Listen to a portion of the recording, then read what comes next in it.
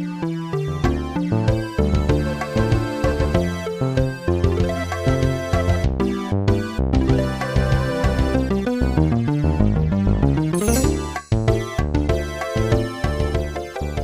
what's up, everybody? It's Hosea Hustle Gaming here with Shane Hosea and producer Sarah. Hello. I hope that wasn't too loud. I'm yelling into the mic now.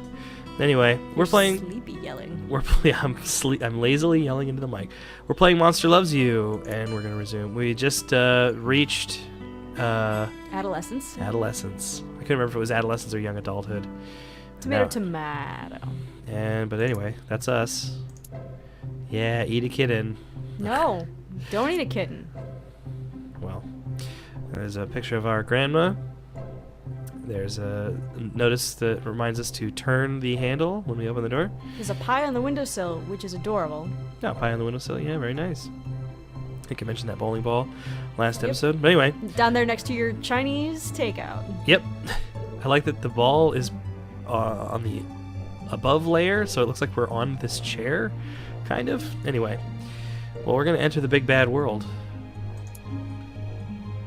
There's all of our stats. We're very kind and a little brave. Anyway, let's adventure in town. I'll let you pick first. I want the feather. All right. Something smells good. You and Gobclaws find a trail of feathers at the edge of town. Following, you find an eagle with a bleeding wing. Oh, is that good? For several hungry monsters, possibly. For two small ones, maybe not. This eagle is big. And hurt or not, it could probably mess you up pretty bad. Let's see. So what, we can take him? Get help for the eagle or run away? Get help for the eagle. Yeah, you would, you hippie. Yep. We're maxed. Kindness maxed. You lead Gobclaws to guard the eagle and run for the spine doctor. She brings bandages and soothing salve. So we help the spine doctor. The spine doctor works quickly, and soon the bird flies again. The doctor says he will need to rest for some time as soon as he returns to his nest. Okay, well, we're not going to enforce that. We don't know how to do that. Nope. Now I'm gonna pick the Ono monster. Nashgash is picking on the tiny bliss tree. She gets knocked down every time she gets up. Nashgash asks if you want to help. Why are you doing that? Walk away. Nashgash is insane. Help, Nashgash. I'd rather fight you, Nashgash. I'd probably ask why she's doing that. Nashgash shrugs. I feel like it. And look at those tears. Oh, interesting. So now I have to make a choice. What do you think, though?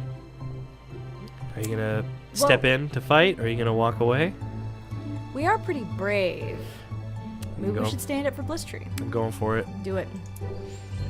Yeah, ferocity. Without even a thanks, Bliss Tree runs away, leaving you and Nashgash to tussle in the street. Do you push the attack? Yes or no? I mean, we got what we came here for. Yeah, but should we teach Nashgash a lesson? No, that's mean. Okay. You turn and walk away. Nashgash tackles you from behind and begins slashing your back with her claws. Two of you struggle until you're both hurt too badly to continue. Nashgash says, "Good fight." Okay. What a dick. Nashgash is a jerk. Mm-hmm. What would you like to do? Let's do the trash. At the top. Oh, that trash. Okay. I was looking for a trash can. Nope. Bliss Tree dumps a double armload of objects onto the ground. I found these in the woods. Nashgash grabbed one. A piece of yellow metal and licks it. Licks something. How bad could it be? It sounds like a terrible idea. It's pretty bad. The muddy cog you just licked tastes like rust and mold. Not the delicious kind of mold either. The horrible, sour kind. Tell everyone this is a stupid game and walk away. Pretend it's delicious. Trick the others into licking horrible stuff. Just tell everyone it's stupid. The other young monsters watch you leave, and one by one they follow after you. Bliss Tree is left alone with a pile of disgusting junk. We saved your life, Bliss Tree, and this is what you're doing with it. And now we're alienating you. I tell you what I've got. I got a song in my heart. I know. Gobclaws has found a human artifact, a black circle. She shows it to you very carefully. Look, it has grooves on it. Take a closer look, smash it with a rock. Let's take a closer look. Get more interesting. Get more info. It's really just one groove going around all the way around from the center to the outer edge. Ooh, it's groovy. Let's try to suss out its purpose. Yeah, good idea.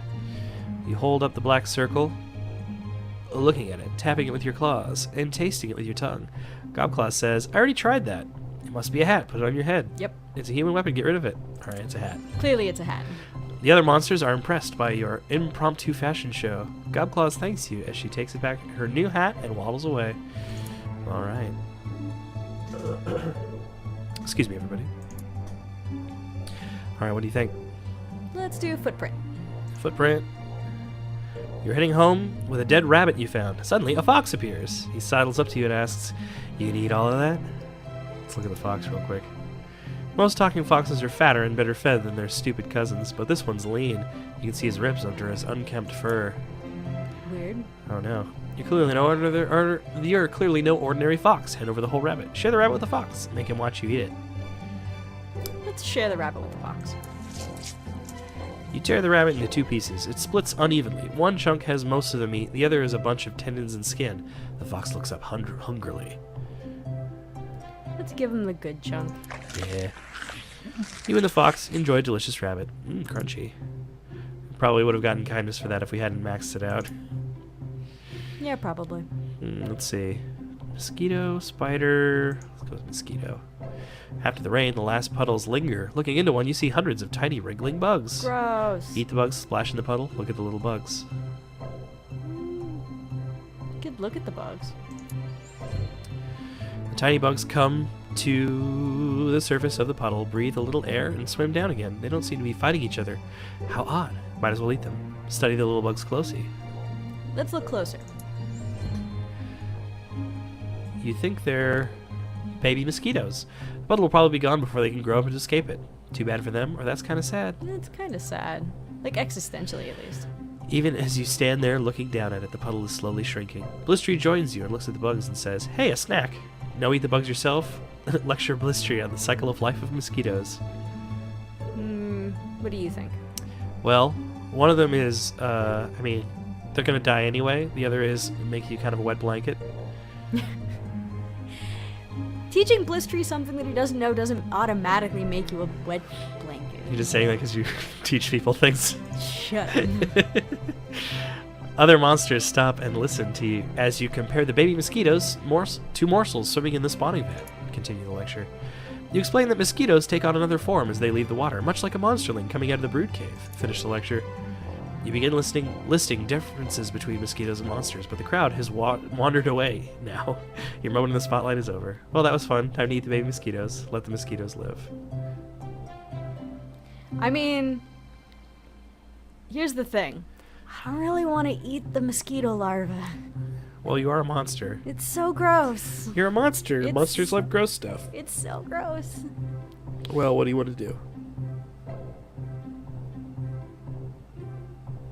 You letting them live? Because all this dead air is great for the show. You can have opinions too. Man, I'm letting this one all on you. Yeah. Let's eat the baby mosquitoes. Okay. Yummy. There you go. That was a real moral quandary. It's so gross. That was a real gastrointestinal quandary. All right, your pick. I picked mosquitoes, didn't I? No, I picked mosquitoes. Yeah.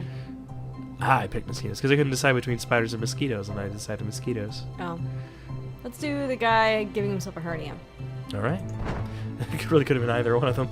That's fair. Squeak, thud. Squeak, thud. Squeak, thud. You follow the odd sound until you find Gobclaws. She's dragging a dusty, broken wagon back home.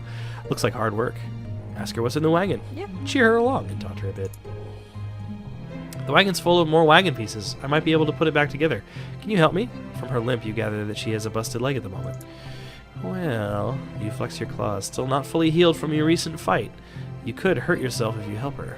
Apologize, Mr. Klein. Do it yourself. You can do it better anyway. Or help her pull it. Help her pull it. It's easier to move with both of you helping. Gobclaws thanks you, and the two of you enlist the Scrapegoat to help you even more. Fantastic. The goat is strong enough to give you a wagon ride once the wheels are on, and he does. Hooray, Scrapegoat. Cool. We haven't really done much with the Scrapegoat this playthrough. Yep.